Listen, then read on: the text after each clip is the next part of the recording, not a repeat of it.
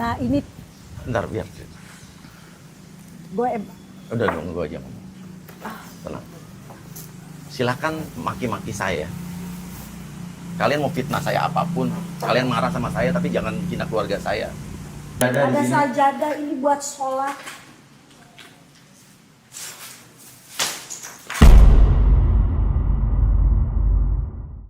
Sekitar 1 bulanan pasca insiden penggerudukan rumahnya, kini akhirnya pasangan Uya Kuya dan Astrid memutuskan kembali menapakkan kaki mereka di rumah yang kini sudah porak-poranda. Dengan penuh kekuatan hati dan ketegaran jiwa, mereka memberanikan diri melihat kondisi di dalam rumah. Emosi campur aduk, tangisan tak terbendung, tapi itulah kenyataan pahit yang harus mereka alami. Bagaimana reaksi Uya dan Astrid saat melihat kondisi di dalam rumah? Dan apa tanggapan anak-anaknya, yaitu Cinta dan Nino?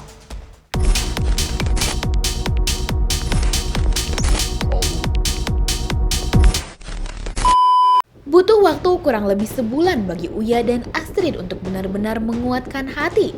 Mereka menunda, menahan rasa takut, hingga akhirnya tiba saat dimana mereka berani kembali. Dengan langkah berat, mereka membuka pagar rumah. Pemandangan pertama langsung menusuk hati. Sebuah foto keluarga berukuran jumbo yang selama ini dipajang penuh kebanggaan, hancur, robek, dan tercecer. Uya hanya bisa beristighfar. Heran kenapa bahkan foto keluarga pun ikut jadi sasaran massa. Nah, itu. Astagfirullahaladzim. Ini terus terang, waktu video viral ini, videonya sempat beredar, saya awalnya nggak mau lihat TikTok, nggak mau lihat apa-apa. Cuman saya sempat lagi pas gatel ngelihat, terus ngelihat ada foto ini digantung di pagar, di rusak-rusakin orang. Saya bingung, kalian tuh ngejarah tapi foto ini salah apa gitu di ini, ya Allah. Kita masih punya, gimana sih cara ini buat... Tembok rumah mereka yang dulu putih bersih kini penuh coretan kasar, kata-kata kotor, hinaan, bahkan makian memenuhi dinding. Astrid tak sanggup menahan air mata. Uya berusaha menenangkan istrinya, menahan emosi. Sedih bercampur marah, tak bisa terlukiskan. Artis tolol. Waduh, ini kata-kata sih kalau ini gue nggak setuju ya. Tot buat lo dan keluarga lo, Uya Kuya. Nah ini. Nah ini Bentar, biar. gue Udah dong, gue aja ngomong. Tenang. Silahkan maki-maki saya. Kalian mau fitnah saya apapun, kalian marah sama saya, tapi jangan hina keluarga saya. Jangan hina anak-anak saya. Saya aja sasaran kalian. Apa salah anak-anak saya? Apa salah istri saya? Tak cukup sampai di situ, mereka terkaget-kaget saat mengetahui grand piano kesayangan Uya, kursi pijat, hingga treadmill lenyap. Lebih miris lagi, barang-barang itu ternyata diangkut menggunakan jasa kurir antar barang online.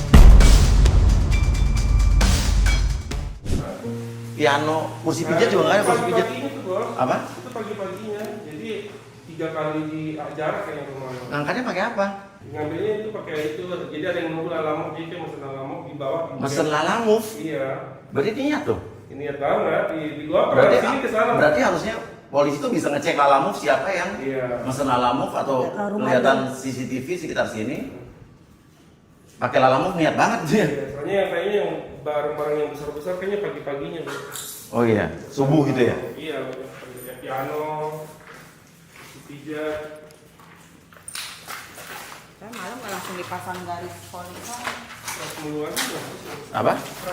Treadmill hilang juga, iya, nggak usah treadmill. Piano aja hilang segede gitu. Puncak amarah Astrid meledak ketika masuk ke musola kecil yang ada di dalam rumah. Ruangan yang seharusnya sakral tempat mereka bersujud ikut dihancurkan. Astrid terlihat benar-benar syok, matanya berkaca-kaca, suaranya bergetar, penuh emosi. Ya Allah, musola juga dirusak. ini adalah musola tempat keluarga kalau sholat. Tapi tetap ada tulisan ini. Ini musola loh. Dan ini aku taruh kaligrafi biar Ada menandakan sajadah-sajadah di ada sini. sajadah ini buat sholat. Makan Tuh duit terakhir.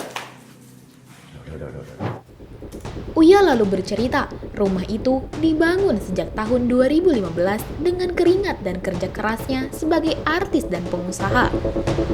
Ia menegaskan, rumah itu bukan hasil jabatannya sebagai anggota DPR yang baru dijalaninya 10 bulan terakhir. Semua ini adalah saksi perjuangan panjang keluarganya. Untuk orang yang nanya rumah ini dibangun kapan, saya bangun mulai dari 2014 akhir, pokoknya jadinya 2016 saya ingat saya. Pada saat kita dokumentasinya kok kita di sini sama anak-anak, ada anak-anak Antv, anak-anak Trans 7 pernah makan di sini, iya kan? Kita pernah housewarming di sini sama teman-teman kita. Terus saya jadi DPR itu dilantik 1 Oktober, jangan nangis ya. 1 Oktober 2024, artinya pas kejadian kemarin belum, ya baru 10 bulan lah kurang lebih ya. 10 bulan saya jadi DPR. Jujur, boleh percaya boleh enggak, alhamdulillah rumah ini dan rumah-rumah saya yang lain saya bangun hasil kerja keras saya sebagai artis, pengusaha dan lain sebagainya. Kesedihan makin bertambah saat mereka sadar barang-barang milik adik Astrid, bahkan Pak Sutri penjaga kucing mereka juga ikut raib. Barang-barang hasil tabungan bertahun-tahun lenyap tak berbekas. Uya dan Astrid hanya bisa menggeleng, miris sekaligus pilu. Terus adik ipar saya kasihan, dia nabung segala macem buat ngisi rumahnya. Kalau saatnya dia udah punya rumah, ngisi rumahnya dia udah beli perabotan elektronik semua segala macam hilang, baju-baju anaknya semua hilang, semua baju tidak tersisa satupun. Dia itu bener-bener ngumpulin duit, bener-bener nabung buat nanti dia pindah. Karena sampai sekarang dia kan masih tinggal sama mama, masih tinggal di rumah ini sama mama saya. Semua kulkas dia simpen, maksudnya dia buat nanti dia ngontrak di tempat lain kalau udah pisah sama mama. Dan itu habis, cuman bisa bawa. Dan ada juga yang paling ngenes, miris adalah ada catboy kita, suami istri, istrinya lagi hamil, dia udah nabung beli peralatan bayi, udah beli elektronik, kulkas, TV buat saat ngisi rumahnya di kampung, itu hilang semua, barang-barang mereka hilang semua. Saat memasuki kamar pribadi, keduanya terpaku. Ruangan yang seharusnya menjadi tempat paling nyaman kini kosong melompong. Tidak ada lagi yang tersisa. Kamar kita, tempat kita tidur di sini, semua hilang, tinggal apa nih? Tempat tidur, kasurnya hilang semua, TV semua, baju semua hilang semua. Dan pada saat itu memang kita nggak kepikir mereka bakal benar masuk ke dalam, karena jadi ya nggak sempat dibawa apa-apa. Mertua saya aja cuma bawa satu koper kecil, isinya paspor dan 4 baju. Adik ipar saya nggak cuma bawa satu koper juga, surat-surat penting aja. Kondisi makin berat saat Uya memberanikan diri memperlihatkan kamar Nino ke Uya lewat video call. Suaranya bergetar, tapi Nino meski masih muda menunjukkan kesabaran luar biasa. Ia tersenyum kecil dan bisa menguatkan diri. Sabar ya, No. Papa ngerti itu kan kamu beli pakai uang sendiri, semua pakai uang tabungan kamu. Nanti motivasinya gini aja, kamu kuliah yang benar di sana, bikin bangga orang tua ya. Terus kamu cari uang yang banyak, nanti kamu insya Allah bisa gantiin yang lebih bagus lagi. Oke? Amin. Kamu besarnya jangan jadi maling, jangan jadi koruptor, jangan jadi apa-apa ya.